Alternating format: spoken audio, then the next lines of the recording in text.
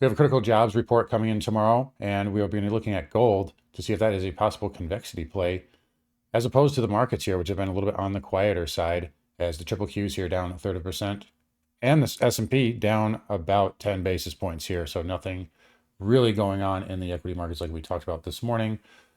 We did hold the 710 handle on QQQ, which was a level we talked about in the morning live stream, which is over on Carnivore Trades. We go live at 8:45 every morning. Link for that is in the description. That was a level that we gave away for free here. But the trade here may actually be in gold. You can see the S&P holding up at the 7,700 handle right now. And we're seeing a lot of, and I actually saw it yesterday too, but even when on the little dip intraday today, the dealers are really starting to support this. And you can see right now, there's a TLT there, but by the way, 8250, we're hitting that right now as we speak.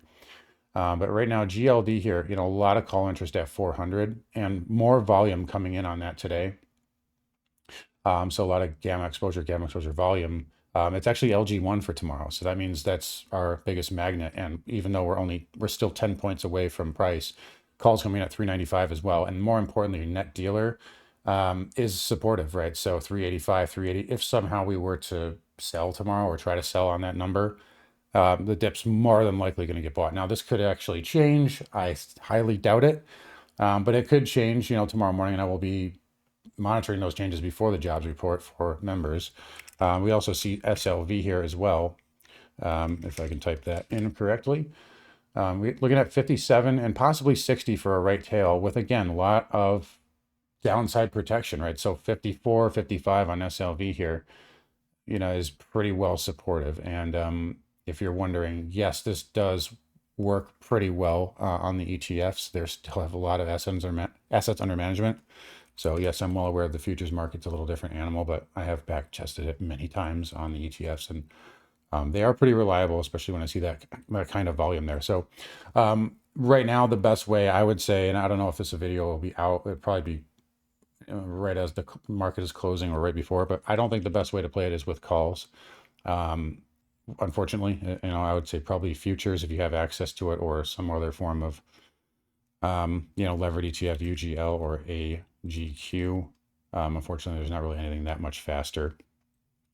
But calls are very expensive on both gold and silver, and that's usually something you see before a move does take place. So they could just be charged up due to IV crank, and this could also go the other way. But right now, the way that this is set up, I would be really surprised if it got below 380, which at this point it's basically like a one-to-one risk reward. But I think the probabilities are very much to the upside here, and there's a lot of downside convexity. Even with today when we tried to dip here, they did not let us get too far away from 390, and they're still not letting that happen. So we're seeing that dip, that dip be supported here intraday, and so far we're just kind of flagging off of that huge move from yesterday. Speaking of flagging, ES similarly, again, we talked about today would probably be another version of yesterday, just kind of a cool off, and now we're at the 4-hour.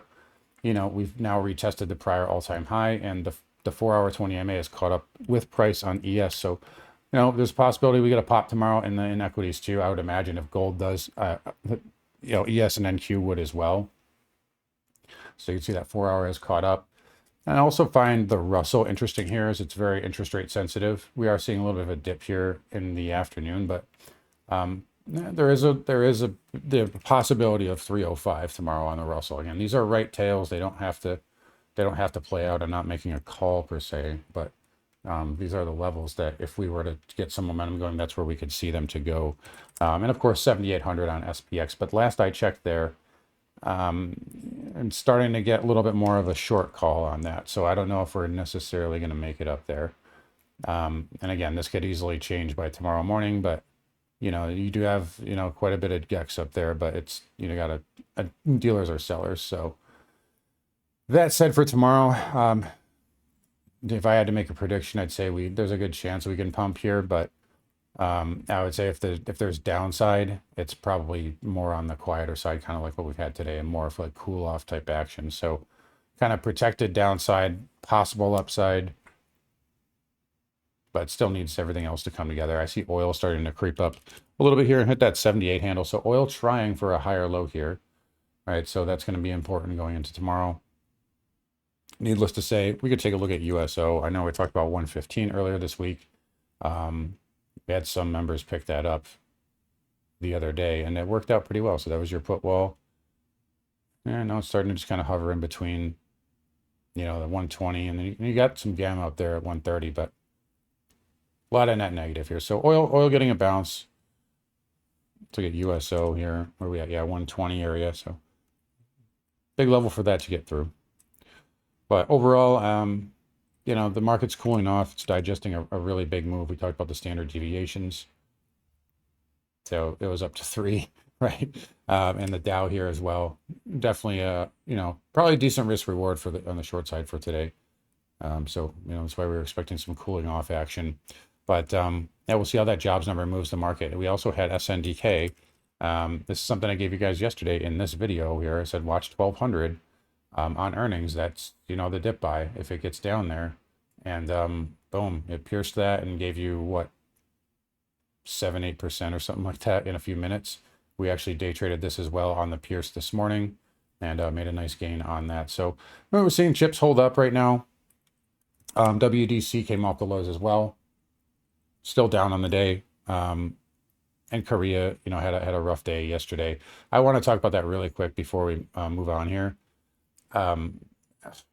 It's like I almost want to buy the Kospi here just because I keep hearing every time it's down, like, any amount, it's like, oh my God, it's down 3%, oh, it's down 2%, it's down 4%.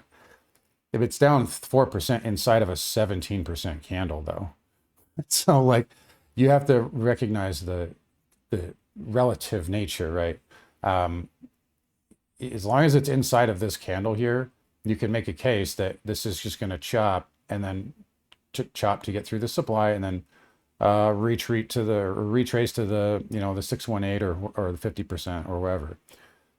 Now if it starts to do this and it rolls over, yeah, then we can start worrying about it being down 4. But who cares about 4%? I mean, this thing's been moving 4% a day for how long here? So the reason I say I'm looking, not necessarily saying I'm buying it now, but I'm looking for a possible entry here because the hysteria is still out there, the fear is still out there.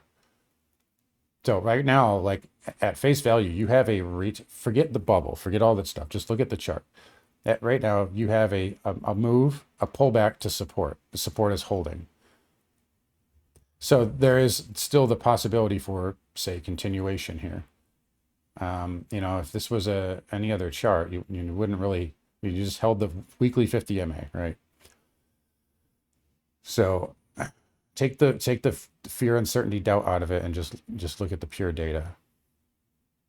Again, not endorsing that as a long yet, but if I find it interesting. Anyway, Michael Burry's short Oracle and into the hole, and Nebius now too. So I'm kind of interested in those, even though I already have Oracle from 121 and already have some profits in on that. But anyway, SMH here, green day with the market down. That's a positive, as we know, even with the SanDisk earnings. So good to see that. SOX holding up, IGV getting hammered, but it's trying to bounce back. I think Datadog got hit. See, PANW and CrowdStrike also down, but not a ton there. So cybersecurity, transport's down a little bit too, but nothing terrible. TLT, I mentioned 8250. It's hitting that right now. It's probably going to hold by the end of the day, unless anything changes. But you always got to monitor these in the morning. XHB down 2%, IYR down as well. Don't love that candle, but let's see where it's at on the weekly close. So anyway, XLF, another new all-time high yesterday, but it did come back in a little bit today. I think JPM got close to it. I think it was at an all-time high pre-market. So maybe bank's a little top heavy right here on the short term with those outside candles there. So we'll keep an eye on that. Broker dealers down as well. And then oil here, we talked about a minute ago. Yeah, the 115 on USO that held perfectly in the overnight. They trapped it a couple of times. I didn't take it. I know some members did. And then we've got XLE. That had a pretty good day. Still kind of an inside candle. You can make a case. I'm just going to clean this up now because I don't really think it's that relevant. We can just do this if we want. But I would start watching for kind of like maybe a short-term flag of some sort, flag structure. So XLE might not be done here. So POIH, OIH trying. Dollar also trying to come back. Big jobs number tomorrow. That's all I got to say. This could get you a failed breakdown if it pushes through 100, but if it can't, it's in big trouble because you're gonna have, that would be a weekly failed breakout to me. So it needs to hold. It needs to do good tomorrow. And from what I'm seeing in gold, it looks like it's not gonna. Which we talked about a ton. Pause day there for those, and pause day for platinum PA.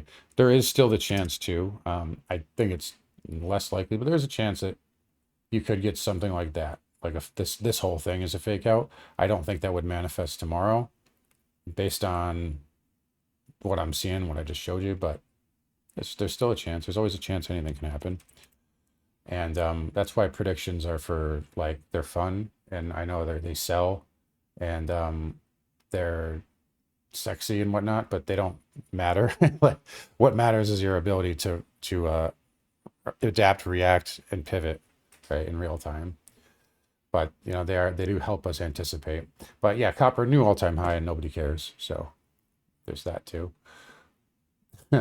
And then Bitcoin here, a flat day, and nobody cares about that either.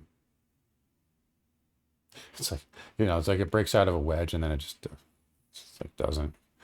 It's on both sides, right? It tries to break down and then just doesn't, and then it goes up and it's, you know. Okay. All right, cool. Great. Good job, Bitcoin. S&P will hold 7,700 by the close. What else? Yeah, that's it. We'll see if there's some convexity in the metals tomorrow, or if it's over and we're gonna crash. So anyways, guys, we'll wrap it up here. You guys take care. Don't forget to come find me on carnivoretrades.com. We'll see you guys all tomorrow.